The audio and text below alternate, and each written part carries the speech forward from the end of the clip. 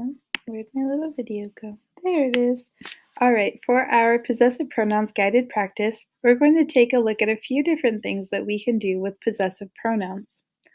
And this will be very, very similar to your independent practice. So make sure you're paying plenty of attention and you know how to do these things because it's exactly like what you're going to do next.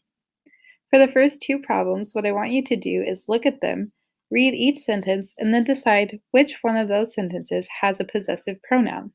And remember, possessive pronouns are words like his, her, my, your, mine, our, their, theirs. All of these words are possessive pronouns because, again, they're not possessive nouns.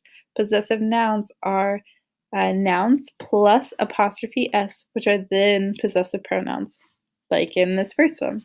Mrs. Gills is Mrs. Gill plus apostrophe s. That is a possessive noun. Mrs. Gill is the noun. But if you look in the first sentence, Thunder Cake is her book. Her is a possessive pronoun. It tells you that it's my book, but it doesn't use Mrs. Gill. It doesn't use my name. So the first sentence would be the one that I would underline. And I'm only underlining is her book because if I underlined the whole thing, it would take away the underline under Thunder Cake, which we need that to be there, so it shows you that's the name of the book. We can't do that. So then we chose Thunder Cake is her book. And when you do this, you're going to click on the edit button on the PDF, and I'm working in a Word document, so it's a little bit different. But you'll click on that edit button, just like you always do, and then you'll just drag your finger underneath the sentence to underline it and show me that you know which one has a possessive pronoun. Number 2 is the same thing. The first sentence says, drama is Mr. Gill's and Mrs. Gill's favorite movie genre. And then the second sentence says, drama is our favorite movie genre. Mr. Gill's and Mrs. Gill's are possessive nouns, so we don't underline that one.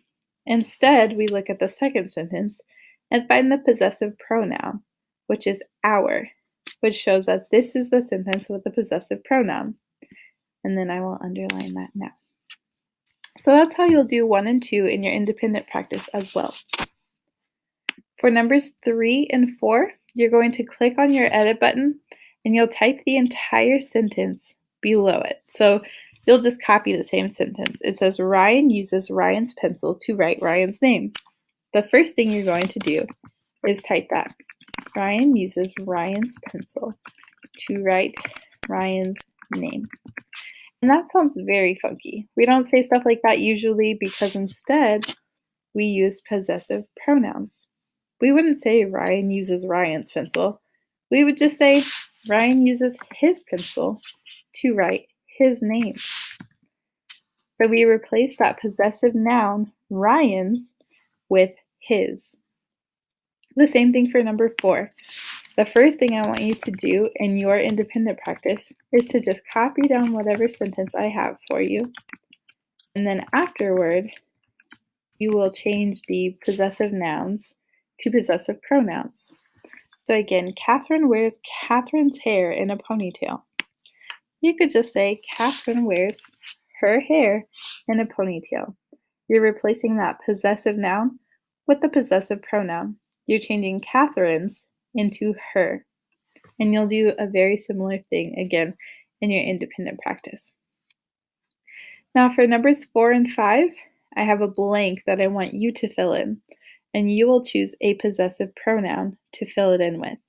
Again, you can use my, your, our, his, her, their. These are all possessive pronouns, but you need to make sure that it makes sense with the rest of the sentence. So for number 4, usually if I think of someone's voice being soft and lovely, because it said blank voice is soft and lovely, I would think of a female. I would think her voice is soft and lovely. And when I read that sentence out loud, it makes sense.